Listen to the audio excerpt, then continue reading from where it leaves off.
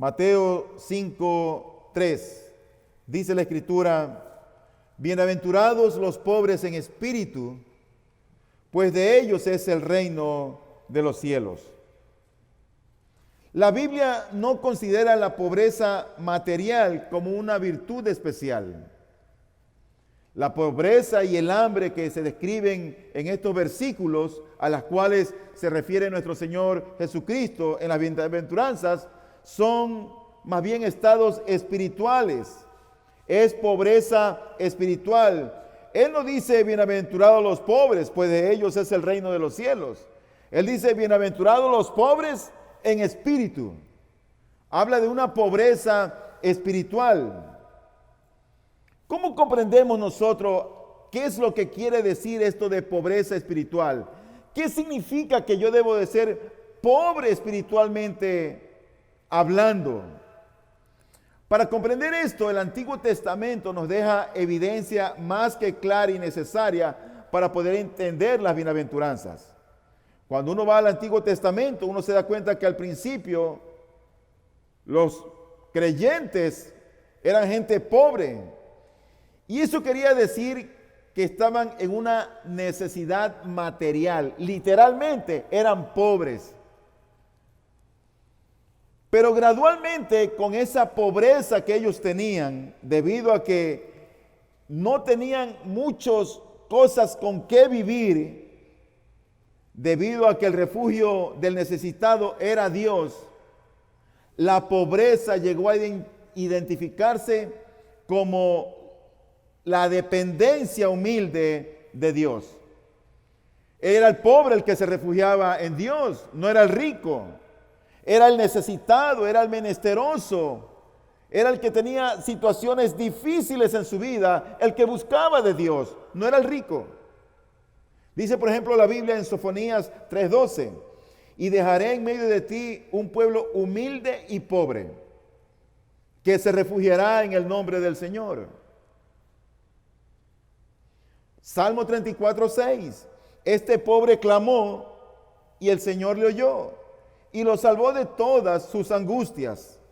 Así que, querido hermano y amigo, el pobre en el Antiguo Testamento es aquel que está afligido y es incapaz de librarse por sí mismo, y que por consiguiente, en esa situación que se encuentra, mira a Dios en busca de salvación, al mismo tiempo que reconoce que no tiene derecho a ningún reclamo.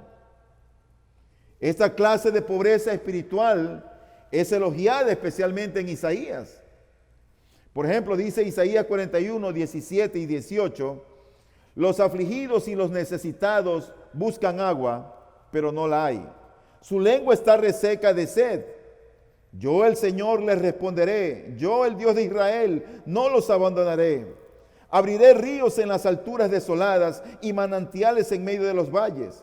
Transformaré el desierto en estanque de aguas y la tierra seca en manantiales. Esa era la bendición del pobre. El pobre buscaba de Dios.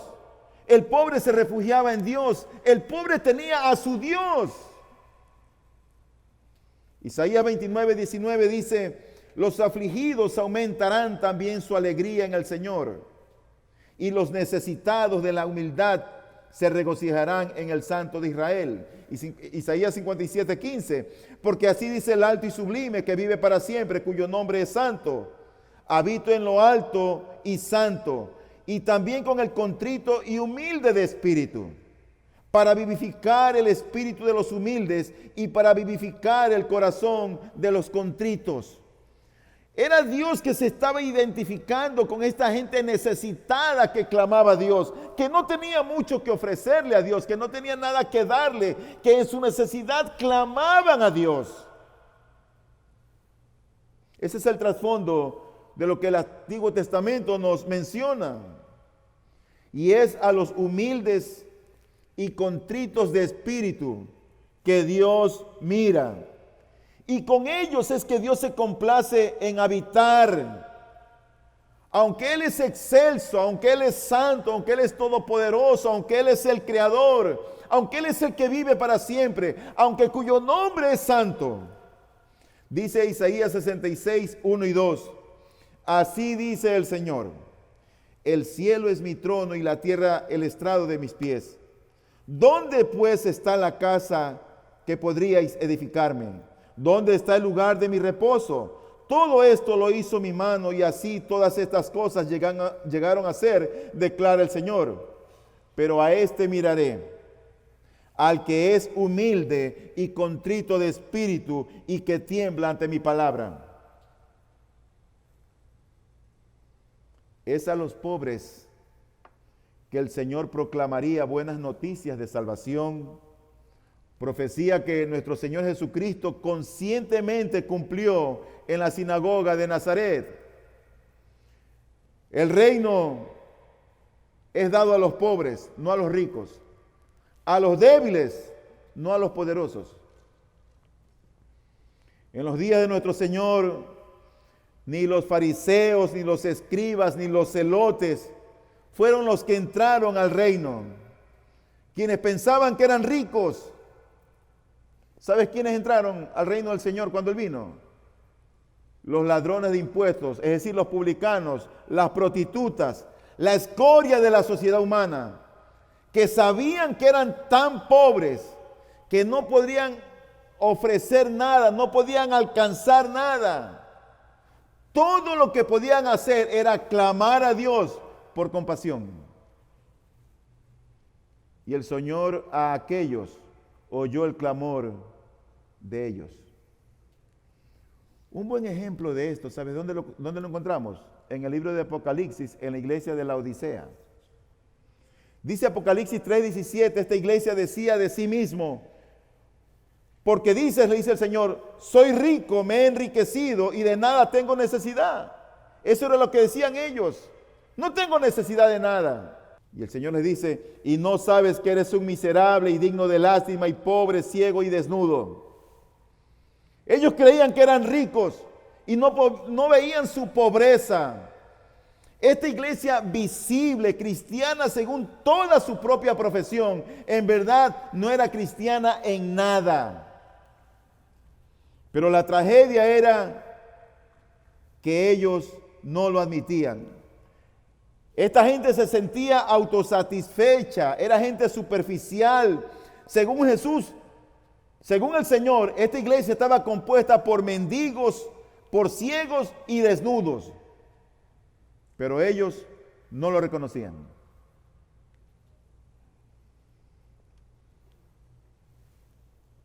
No eran pobres en espíritu.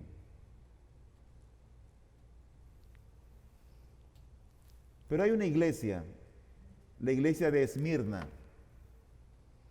Esta iglesia, ¿sabe de qué tenía fama? Tenía fama de pobreza. Pero ante los ojos de Dios, ¿sabe cómo era esa iglesia? Rica. Mira lo que dice Apocalipsis 2, 9 y 10. Yo conozco tu tribulación y tu pobreza, pero eres rico. Y la blasfemia de los que se dicen ser judíos y no lo son, sino que son sinagoga de Satanás. No temas lo que estás por sufrir. He aquí el diablo echará a algunos de vosotros en la cárcel para que seáis probados y tendréis tribulación por 10 días. Sé fiel hasta la muerte. Y mira lo que iban a recibir estos pobres. Presta atención. Y yo te daré la corona de la vida. Está prometiéndolo el mismo Señor y Dios. Esta es una visión celestial que tuvo Juan de lo que iba a ocurrir en el futuro. Él no está jugando con estas cosas. Yo me temo que a veces se toma muy en poco el evangelio. Pero como dice la Escritura, bienaventurados los pobres en espíritu, pues de ellos es el reino de los cielos. Lo cierto es que frecuentemente nosotros encontramos más humildad de espíritu y una mayor apertura al evangelio entre los pobres y marginados que entre los que tienen títulos y casas o tienen cierta posición económica o están bien asentados en la sociedad. Por lo general es así. El que tiene su título, el que tiene sus recursos, el que tiene su dinero, no ve la necesidad de Dios. Por eso dijo el Señor que es difícil que un rico entre al reino de los cielos. No es imposible. Hay ricos que son pobres en espíritu. Hay pobres que son altivos y orgullosos. Hay de todo en todo. Pero cuanto mayores son las posesiones materiales de alguien, tanto más le cuesta depender de Dios y vivir la vida de fe, dejándose llevar más bien por las preocupaciones del mundo y el engaño de las riquezas. En otras palabras, existe cierta relación, vamos a decirlo así, generalizada entre la pobreza espiritual y la pobreza material. Y claramente el principal énfasis de Jesús no recae sobre la pobreza material, sino sobre la humildad y el quebrantamiento de corazón. Aún al día de hoy, la condición indispensable para recibir el reino de Dios no son las buenas obras. Tampoco es que te bautices. Tampoco es que te hagas miembro de la iglesia. La condición para recibir el reino de Dios es que seas pobre en espíritu. Eso es lo que dice mi Biblia.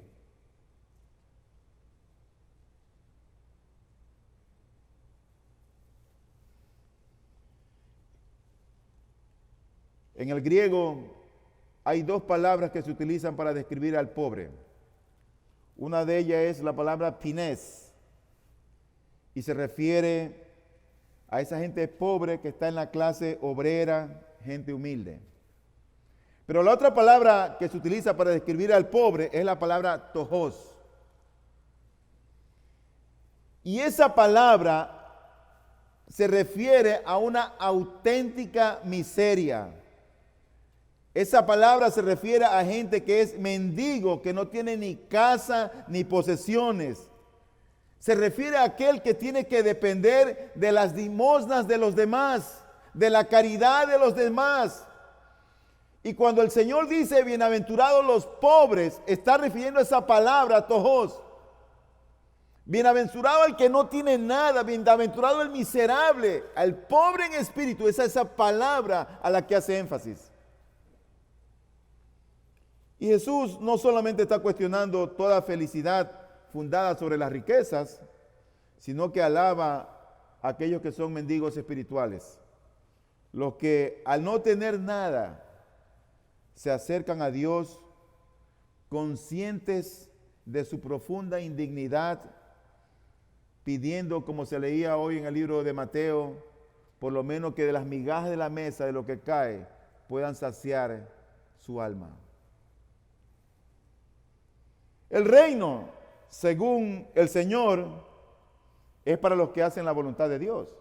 Dice en Mateo 7:21, no todo el que me dice Señor, Señor entrará en el reino de los cielos, sino el que hace la voluntad de mi Padre que está en los cielos. Así que el primer paso para para hacer la voluntad de Dios, ¿sabes cuál es? Es darnos cuenta de nuestra total impotencia para poder cumplir la voluntad del Señor. El hombre es incapaz de vivir conforme a la ley de Dios. Por lo tanto, ser pobre o hacer voto de pobreza no califica a nadie para el reino de los cielos. Ni las riquezas descalifican tampoco a nadie. El reino de los cielos les pertenece a los pobres en espíritu, sean ricos o sean pobres.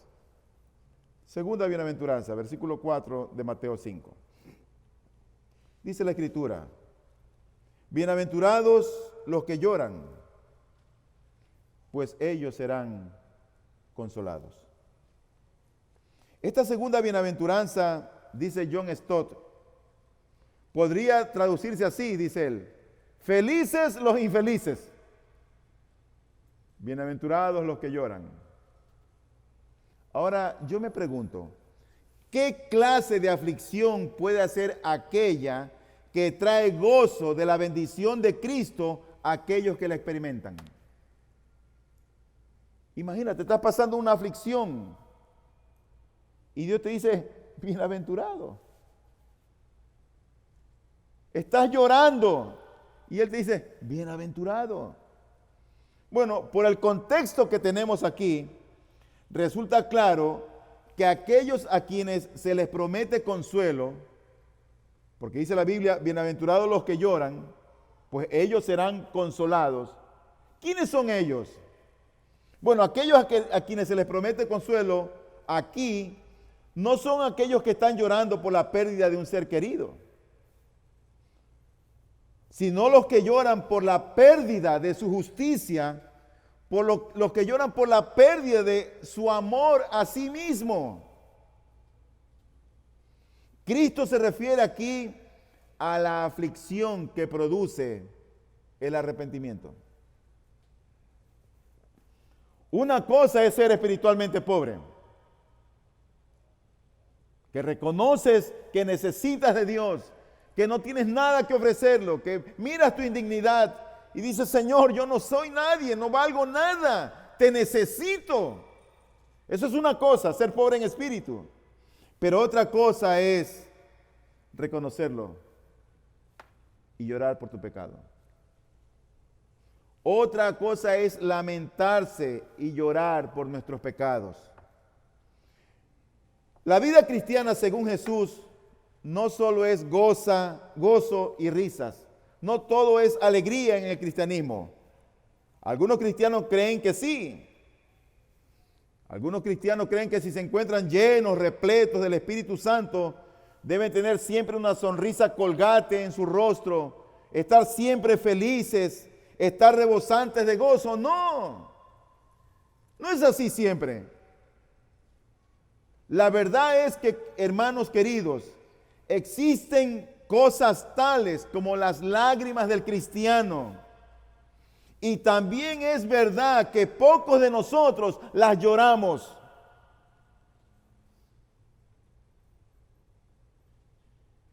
No está hablando aquí de el lloro por la muerte de un ser querido. Está hablando del llorar por nuestros propios pecados. El llorar por el pecado de nuestra ciudad, de nuestros gobernantes, de las autoridades. ¿Cuánta corrupción hay en nuestra nación? Eso debería afligirnos. Jesús lloró por los pecados de otros. Él lloró por la dureza de Jerusalén. Y nosotros también deberíamos de llorar por el mal que existe en este mundo, como lo hicieron hombres piadosos en los tiempos bíblicos. Mira lo que dice el Salmo 119, 136. Ríos de lágrimas vierten mis ojos. ¿Por qué? Porque ellos no guardan tu ley. ¿Sabes lo que eso me muestra a mí de estos hombres? Que era gente sensible entre el Dios Santo y el pecado de sus habitantes en la tierra, el pecado de sus paisanos. Era gente sensible, pero a veces vemos el pecado, vemos la maldad y no nos inmutamos. ¿Será que hay algo de dureza en nosotros?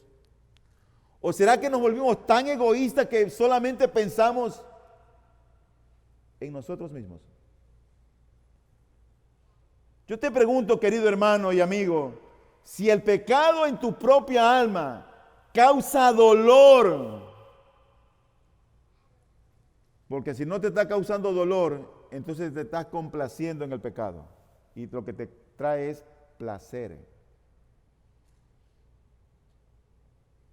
Pero el pecado debería de avergonzarnos, de humillarnos, cuando le respondemos mal a mami, cuando hablamos mal de un hermano, cuando tratamos mal a nuestros cónyuges, cuando disciplinamos indebidamente a nuestros hijos, cuando tenemos prejuicio para con alguien, cuando mentimos. ¿Sabes? El pecado debería de avergonzarnos. Deberíamos llorar por nuestro propio pecado, a menos que nos hayamos encallecidos y el pecado ya no hace mella en nosotros. El Señor está hablando aquí a su pueblo. Y Él espera que sus hijos sean gente que lloren por sus propios pecados.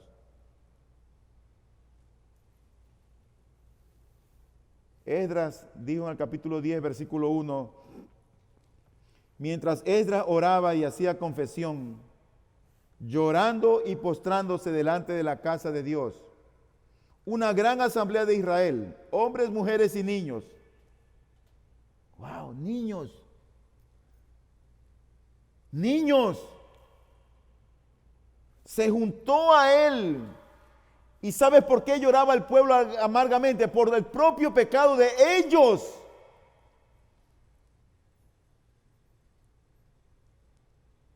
Parece ser que nuestro propio pecado a veces como no altera nuestra relación con Dios. Y lo tomamos muy en poco. Pero el apóstol Pablo era tan sensible a esto que cuando él veía el propio pecado en sí mismo, como dijo en Romanos 7:24, miserable de mí, ¿quién me libertará de este cuerpo de muerte? Así veía él el pecado en su propia alma. Y yo temo que nosotros, los cristianos evangélicos, por dar a veces demasiada importancia a la gracia o a la reforma, en ocasiones damos demasiada poca importancia al pecado.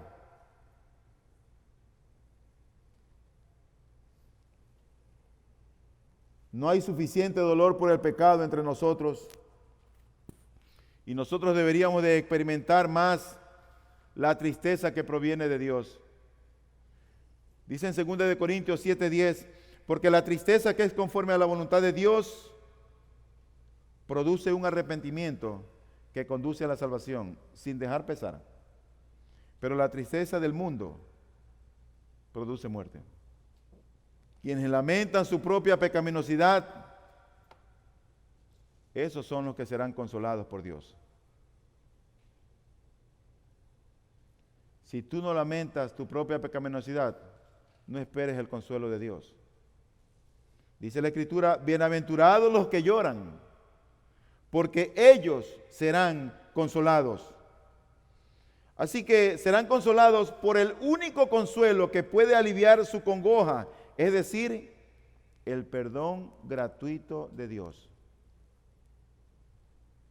No hay pecado que Dios no lo pueda perdonar. No hay pecado por el cual Cristo Jesús en la cruz del Calvario no pagara ese precio tan alto, su sangre, su vida por nuestros pecados. No hay pecado. Lo que tenemos que hacer es sensible y llorar por nuestros pecados y arrepentirnos. Así que la consolación, yo pienso que es una de los oficios del Mesías. Él sería el consolador que vendría a sanar los corazones heridos. Él fue el consolador. Dice Isaías 40, 1 y 2. Consolad, consolad a mi pueblo, dice vuestro Dios. Hablad al corazón de Jerusalén y decirle a voces que su lucha ha terminado, que su iniquidad ha sido quitada, que ha recibido de la mano del Señor el doble por todos sus pecados. Cristo, el fiel consolador, nos consuela de día en día. Pero solamente en el estado final de gloria, el consuelo de Cristo llegará a ser un día completo. Porque solo entonces el pecado no existirá más y Dios enjugará en la eternidad toda lágrima de nuestros ojos. Oro al Señor, querido hermano, que Dios nos haga una iglesia sensible a nuestro propio pecado, a nuestra propia altivez, a nuestro propio orgullo. Oro al Señor que nos haga sensible a nuestra dureza de corazón.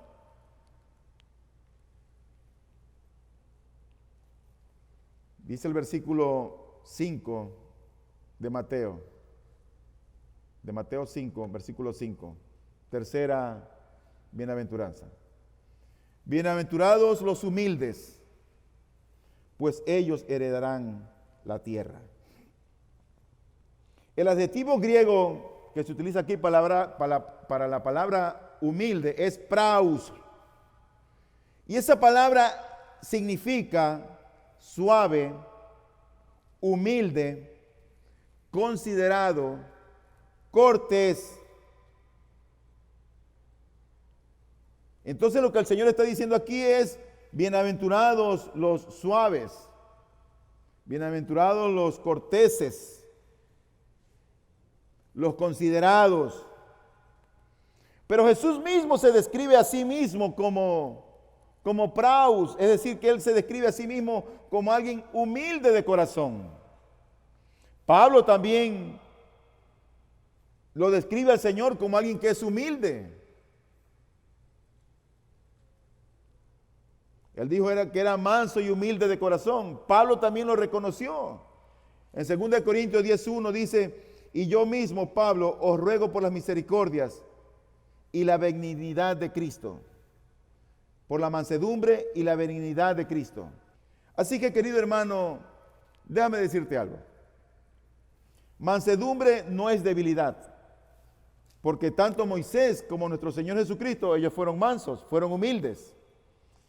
Y la palabra que se traduce aquí como manso, ¿sabes quiénes la usaban? Los griegos, para describir a esos caballos, a esos potros salvajes que ya habían sido domados.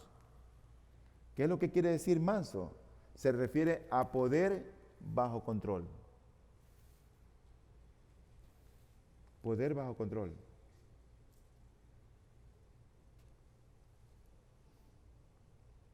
Pero uno se pregunta, ¿qué tipo de humildad es esta en virtud de la cual se declaran dichosos a los que la poseen? Bueno, parece importante notar que en las bienaventuranzas, los humildes, ¿sabes dónde están ubicados? Ellos están ubicados entre los que lloran arriba y los que tienen hambre y sed de justicia abajo. Ahí están ubicados los humildes. Quiero darte un comentario que escribe el doctor Martin Lloyd Jones en su libro El Sermón del Monte. Él dice lo siguiente con respecto a esto. Él dice, es comparativamente fácil ser honestos ante Dios y reconocernos como pecadores ante sus ojos. Pero cuánto más difícil es permitir a otros que digan cosas así acerca de mí. Por instinto me ofende tal cosa, dice él. Todos preferimos condenarnos a nosotros mismos y no que otros nos condenen. Un ejemplo práctico, dice Martin Lloyd Jones, me encuentro cómodo al reconocerme como miserable pecador. No me causa ningún conflicto, puedo aceptarlo. Pero si alguien se acerca a mí a la salida de la iglesia y me llama, eres un miserable pecador, eso es diferente. En otras palabras, no estoy preparado para permitir que otros piensen o hablen de mí aquello que precisamente he reconocido ante Dios que soy. Existe aquí una hipocresía básica, dice él. Está siempre presente cuando la humildad está ausente. Yo vengo en oración, Señor, soy perverso, malo. Pero cuando alguien viene y me dice, eres un malo, eres un perverso, no nos gusta.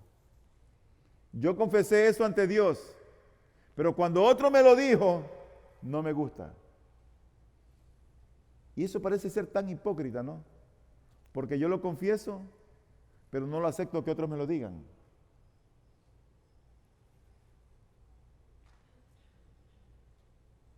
Dice él, es una hipocresía básica. Luego continúa Lloyd Jones y dice, la humildad es básicamente tener una idea adecuada de uno mismo, la cual se manifiesta en la actitud y conducta que tenemos hacia otros. El verdaderamente manso o humilde es el que vive sorprendido de que Dios y los hombres puedan pensar tan bien de él y lo traten tan bien como lo tratan. Esto lo vuelve gentil, manso, sensible, paciente en sus relaciones con los demás. ¿Tú recuerdas cuando David va camino todavía él estaba siendo perseguido por Saúl y sale un tipo de una tribu y lo maldice? Y sale uno de los súbditos de David y dice, ¿quieres que vaya y acabe con este perro? Y dice David, no, déjalo, porque puede hacer que esto venga de parte de Dios. Wow. El rey, que podía decir así, acaba ese perro. Y él reconoció humildemente, puede ser que eso venga de Dios y Dios me está amonestando por aquello.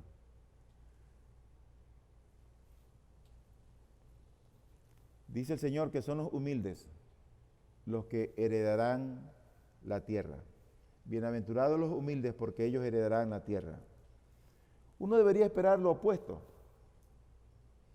creyendo que los humildes o los mansos tal vez no consigan nada, no consigan ningún puesto, ningún sitio, debido a que a los humildes, a los mansos, todos los ignoran, todos pasan como por encima de ellos, es como que se aprovechan de ellos, como que los pisotean. Entonces, ¿qué piensa el mundo? Dice, no, son los fuertes, son los dominantes los que tienen éxito en la lucha por la existencia. A los enclenques, a los débiles, les toca la peor parte. No te dejes, lucha, pelea. Y eso es lo que le decimos a veces a nuestros hijos. Pero nunca les hablamos, mira hijo, aprende a ser humilde. Acepta tu error, acepta tu pecado. Y nosotros mismos parece ser que en vez de estar criando hijos humildes, creamos hijos altaneros que se creen Superman cuando tienen 12 años y a los 18 ya están conquistando el mundo. Pero hasta los hijos de Israel tuvieron que luchar por su herencia, aunque el Señor les dio la tierra prometida. Pero la condición bajo la cual tomamos posesión de nuestra herencia espiritual en Cristo no es la fuerza, sino la humildad, el ser mansos. Y esa fue la confianza de los santos y humildes siervos de Dios en los días del Antiguo Testamento. Cuando los impíos parecían triunfar, Dios muestra que no era así. Mira el Salmo 37, el versículo 1, dice allí, no te irrites a causa de los malhechores, no tengas envidia de los que practican la iniquidad. Versículo 11, mas los humildes poseerán la tierra y se deleitarán en abundante prosperidad. Versículo 22, porque los que son bendecidos por el Señor poseerán la tierra, pero los maldecidos por Él serán exterminados. Versículo 34. Espera en el Señor y guarda su camino, y Él te exaltará para que poseas la tierra. Cuando los impíos sean exterminados, tú lo verás. Qué diferente a lo que piensa este mundo, ¿no? Qué diferente, qué distinto. Queremos triunfar a la fuerza, con el título, con nuestra presencia, con nuestra imponencia. Pero para entrar al reino de los cielos, dice el Señor, tienes que ser manso y humilde. No es lo que tienes, no es lo que has conseguido en este mundo, o mejor dicho, no es lo que Dios te ha dado en este mundo, es lo que eres en Cristo. En cuarto lugar, la cuarta bienaventuranza, versículo número 6. Bienaventurados los que tienen hambre y sed de justicia, pues ellos serán saciados. Los hambrientos y sedientos a los que Dios satisface son solamente aquellos que tienen hambre y sed de justicia. Si tú no tienes hambre y sed de justicia, no esperes que Dios te sacie. Seguirás tan vacío como una pelota que solamente tiene aire en su interior. Pero a la gente que Dios sacia el hambre y la sed, son aquellos, como dice la Escritura, que tienen hambre y sed de justicia. Y tal hambre espiritual debería ser una característica de todo creyente cuya ambición suprema no es material, sino espiritual.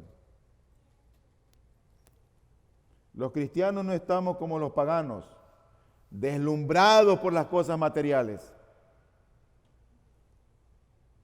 Creo que es bueno si Dios te bendice y te da algo para tener, qué bien.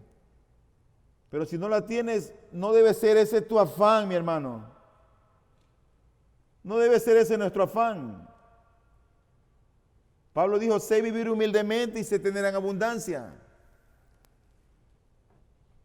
La meta es buscar primeramente el reino de Dios y su justicia. Y todas las demás cosas te vendrán por añadidura. Esa es la meta de todo creyente. Así que la justicia en la Biblia tiene tres aspectos por lo menos. La justicia se presenta de una manera legal, de una manera moral y de una manera social. La justicia legal es la justificación, lo que entendemos que Dios ha hecho por nosotros en Cristo. Imputó la justicia de Él en nosotros. Somos justificados por la fe en Cristo. Ya no hay condenación para los que estamos en Cristo Jesús. No la hay. ¿Por qué motivo? Por lo que hizo Jesucristo a nuestro favor, alumbrando nuestro entendimiento, haciéndonos renacer de nuevo. No hay. Así que la justicia legal es justificación, es decir, que es una relación correcta con Dios y solamente se encuentra en Cristo. Pero hay otra justicia que es la justicia moral. Y esa es una justicia de carácter y conducta que agrada a Dios. Es practicar lo que predicamos. Es vivir lo que creemos. Si no hacemos eso, ¿sabes cómo seremos?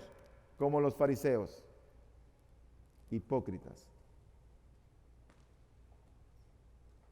Si creemos el Evangelio, pero no lo vivimos y no lo practicamos, seremos como los fariseos. Dice el Señor en su palabra, bienaventurados los que tienen hambre y sed de justicia, pues ellos serán saciados.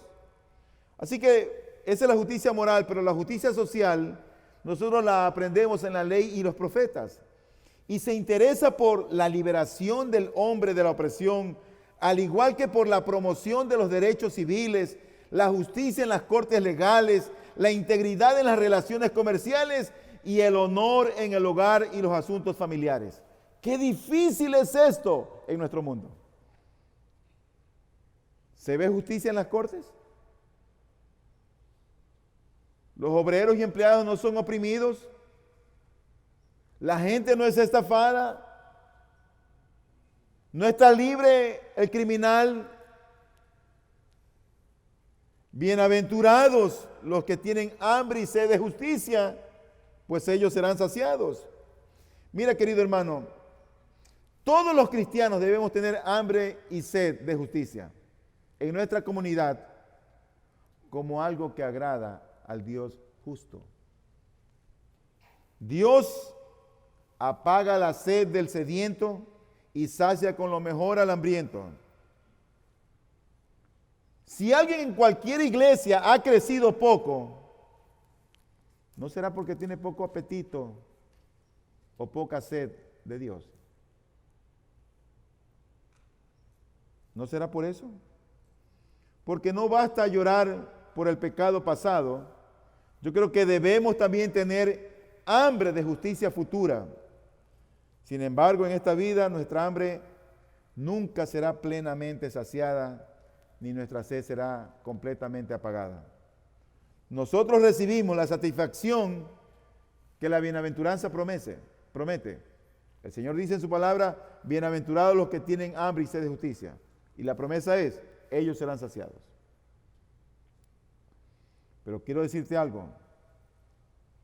Aún la promesa de Jesús de que cualquiera que beba el agua que Él da no volvería a tener sed jamás, se cumple solamente si nos mantenemos bebiendo de esa agua continuamente.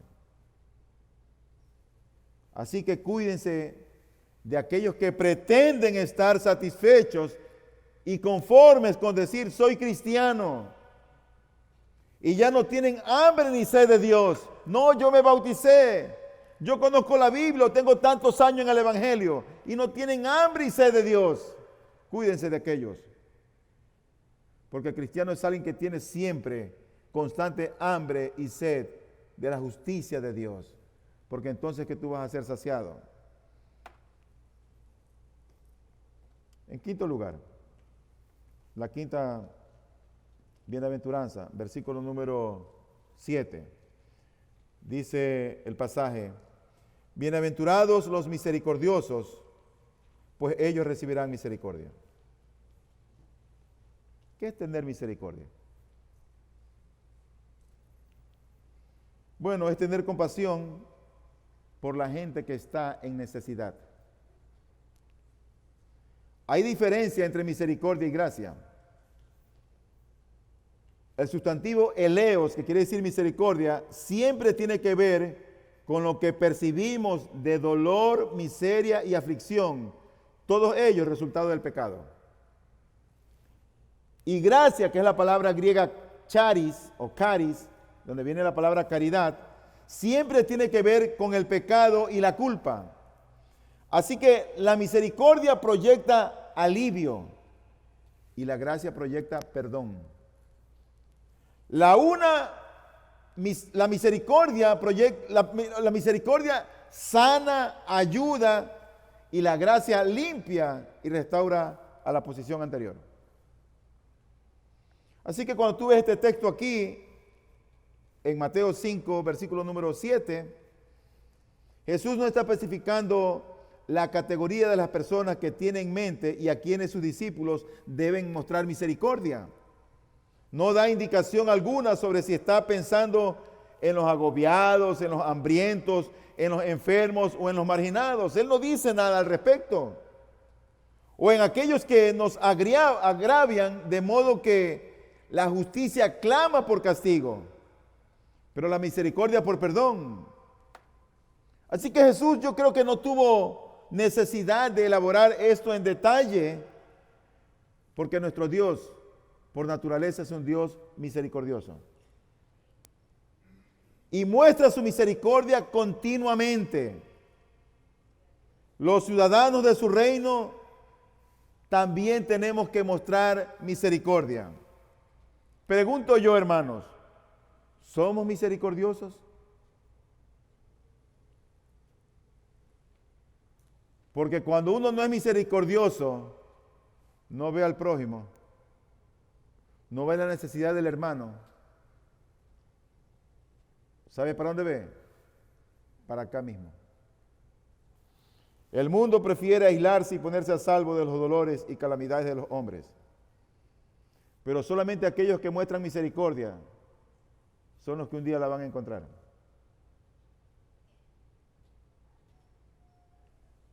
Yo sentí la misericordia del Señor hace casi un mes. Tuve un accidente en mi moto. Nadie me chocó. A nadie choqué. No fue una imprudencia. Simplemente fue una falla de la moto. Yo lo que recuerdo es que en un momento dado estaba en el piso. La moto fue rodando 10 metros allá y yo veía cómo la moto se iba. Y cuando me doy cuenta, en plena avenida del Bombero, por los Ceibos, lo único que pude percibir fue la mano protectora y milagrosa del Señor. Porque los carros a 2 metros mío, 8:30 de la noche, estaban parados todos alumbrándome, como que Dios tiró una cortina y paró los carros. ¿Sabes que no pude ni levantarme porque estaba tan adolorido y perdí por milésimas de segundo el conocimiento? Y trataba de ver qué era lo que me pasaba. Pero no solamente eso.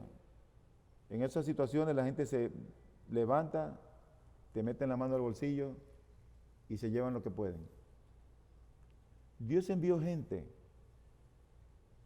que me trajo el zapato que se me había salido, que me trajo el estuche de los lentes que se me habían caído. Me ayudó a parar. Me llevaron hasta la moto que estaba a 10 metros. Me pararon la moto, me sentaron en la moto. Y antes de sentarme me dijeron, ¿quiere que se la pongamos acá? Yo estaba en lo asustado que estaba, en lo que estaba tratando de hilvanar mis ideas, solo lo que podía decir era gracias. Señor, muchas gracias. No tenía más que decir. Y el expresar o el sentir la misericordia de Dios fue como un bálsamo para mi alma, porque el dolor se me fue hasta que llegué a casa. Gracias al Señor, al siguiente día, radiografías, ni una fractura. Cuando tú experimentas la misericordia de Dios, uno siente qué alegría del saber que tenemos un Dios misericordioso. Sexta bienaventuranza, versículo número 8. Dice la Escritura: bienaventurados los de limpio corazón, pues ellos verán a Dios. Nota bien, no es limpieza de las uñas, no es limpieza de las orejas, ni del cabello, es limpieza del corazón. Dice, bienaventurados los de limpio corazón. ¿Qué es limpieza del corazón? Es limpieza interna. Es limpieza interior. En otras palabras, es ser limpio de toda inmundicia moral. Mira lo que dijo el salmista en el Salmo 24, 3 y 4. ¿Quién subirá al monte del Señor? ¿Y quién podrá estar en su lugar santo? Y dice el salmista, el de manos limpias y corazón puro. Nadie podía subir al monte del Señor o permanecer en su lugar a menos que fuera de manos limpias y de corazón puro. Por eso es que David, que entendía muy bien esto, él oró y le pidió al Señor en el Salmo 51:10, después de haber pecado, con Betsabé, de haber cometido ese adulterio, de haber ofendido a Dios, al pueblo de Israel, a la iglesia, él dice, crea en mí, oh Dios, un corazón limpio y renueva un espíritu recto dentro de mí. Jesús confrontó con este mismo asunto a los fariseos, porque ellos se creían limpios y puros, pero todo era por fuera. Y por dentro el Señor sabía cómo estaban ellos. Dice Lucas 11:39, ahora bien vosotros los fariseos, limpiáis lo de afuera del vaso y del plato, pero por dentro estáis llenos de robo y de maldad. Así que se requiere de justicia de corazón, más que simple justicia de reglamentos. O de manera más precisa, querido hermano, la referencia primordial para la limpieza de corazón o para ser limpio de corazón, ¿sabes cuál es? La sinceridad. La sinceridad. Es decir, que en sus relaciones, tanto con Dios como con el hombre, los de limpio corazón están libres de falsedad, son absolutamente sinceros. Toda su vida pública y privada es transparente ante los ojos del Señor, ante los ojos de los hombres. Su corazón, incluyendo sus pensamientos, sus motivaciones, es limpio, sin mezcla con nada equívoco, con nada oculto o con nada ruin. Los de limpio corazón aborrecen la hipocresía, aborrecen el engaño, carecen de segundas intenciones. Por eso que el Salmo 24:4 dice, una vez más lo leo, ¿quién subirá al monte del Señor y quién podrá estar en su santo lugar? El de manos limpias y corazón puro, el que no ha alzado su alma a la falsedad ni jurado con engaño. Es alguien sincero, honesto, íntegro. No es alguien perfecto.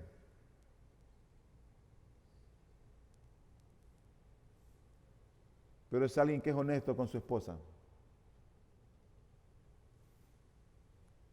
Es alguien que no tiene prejuicios con otros. Y es alguien que va a compartir la verdad, aunque sea dolorosa para el otro o aún para él mismo.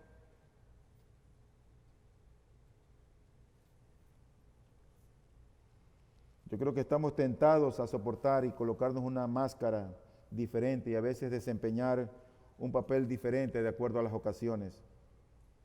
Y a veces yo pienso que eso es como una representación solamente teatral, la esencia misma de la hipocresía, como que tenemos una careta a veces en la iglesia y otra careta en el trabajo, otra careta en la casa y otra careta cuando nadie nos ve. Mi hermano, tenemos que hacer lo mismo aquí, allá o donde sea.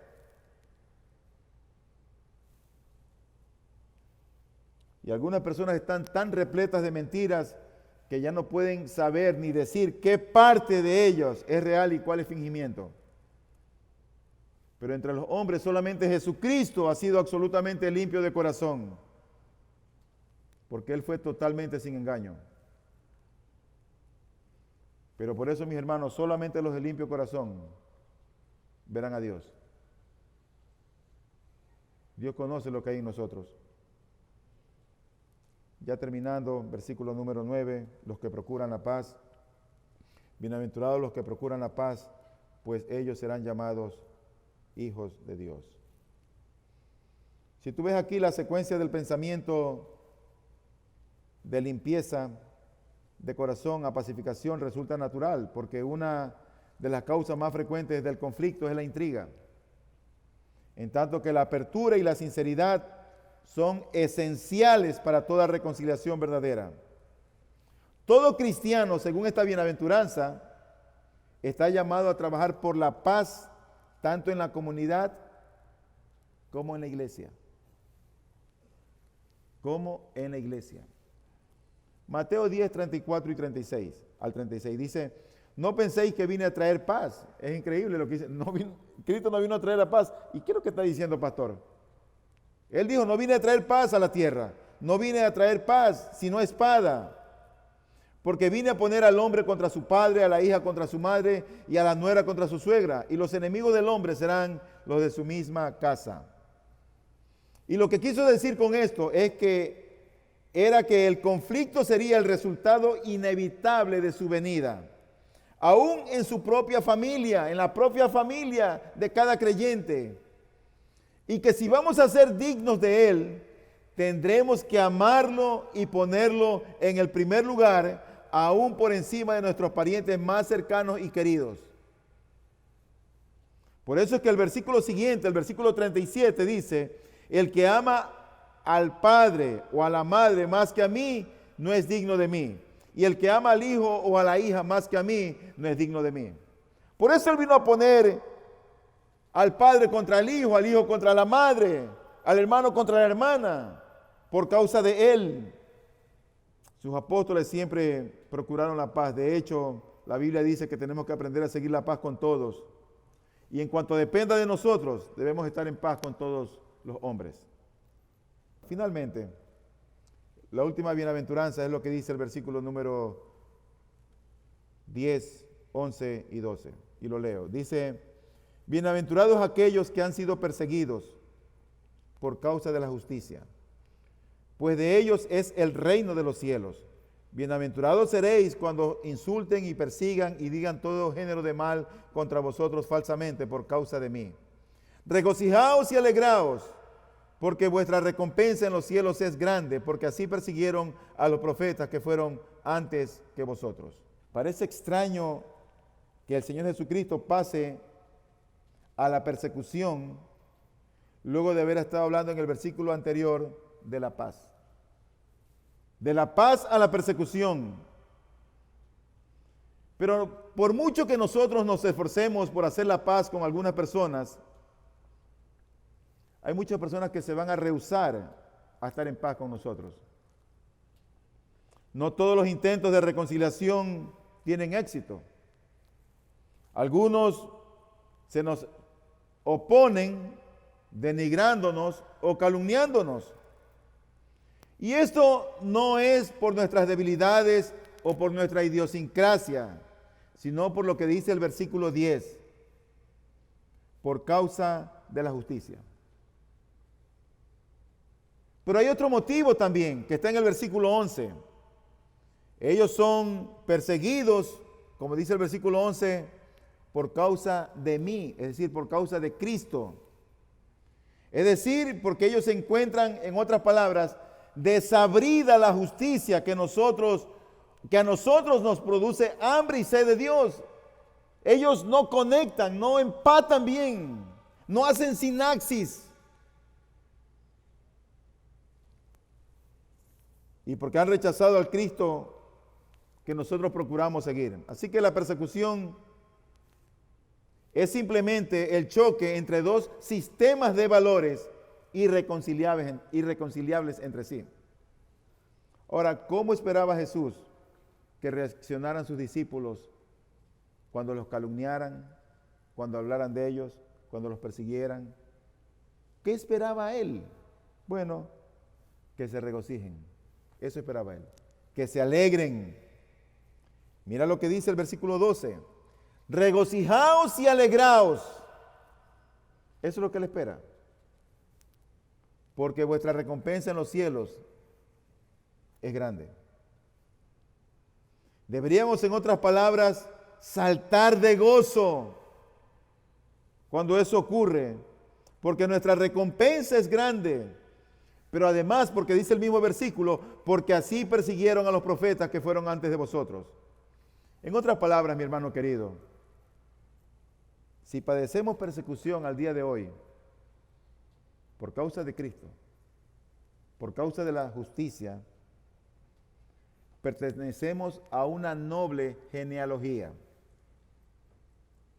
Pero la mayor razón por la cual debemos regocijarnos es porque sufrimos por causa de Él, por causa del Señor, por causa de nuestra lealtad a Él y a sus normas de verdad y vida. ¿Sabes que los apóstoles entendieron perfectamente eso? Estos hombres fueron encarcelados y azotados. Y después que fueron liberados, dice Hebreos 5:41, salieron de la presencia del concilio, regocijándose de que hubieran sido tenidos por dignos de padecer afrenta por su nombre. ¡Qué testimonio tan bello! Pero cuando algo nos dice alguien, es la naturaleza nuestra. Pero si es por causa de Cristo, mi hermano, a veces es mejor guardar silencio, sufrir en silencio, llorar en silencio y orar. Dios va a exhibir su justicia como el mediodía. Así que padecer desprecio, rechazo, calumnia y persecución es una marca normal del discipulado cristiano, tal como lo es ser misericordioso o ser manso o ser limpio de corazón. Todo cristiano debe ser un pacificador y todo cristiano debe esperar también oposición. Aquellos que tienen hambre de justicia sufrirán por la justicia que ansían. Y así ha sido toda la época, todo el tiempo ha sido así. Así que, mis hermanos, nosotros no deberíamos sorprendernos si la hostilidad anticristiana aumenta, pero más bien deberíamos sorprendernos si no es así. Necesitamos recordar lo que dijo el Señor en Lucas 6:26, porque ahí hay un ay, y cada vez que un ay existe en la Biblia, prestemos atención. Mira lo que dice la Biblia. Ay de vosotros cuando todos los hombres hablen bien de vosotros, porque de la misma manera trataban sus padres a los falsos profetas. Ten cuidado cuando muchos te elogian y hablan muy bien de ti. Puede ser que tal vez estés a tono con el mundo, o no vean la diferencia de que tú eres una cristiana o un cristiano.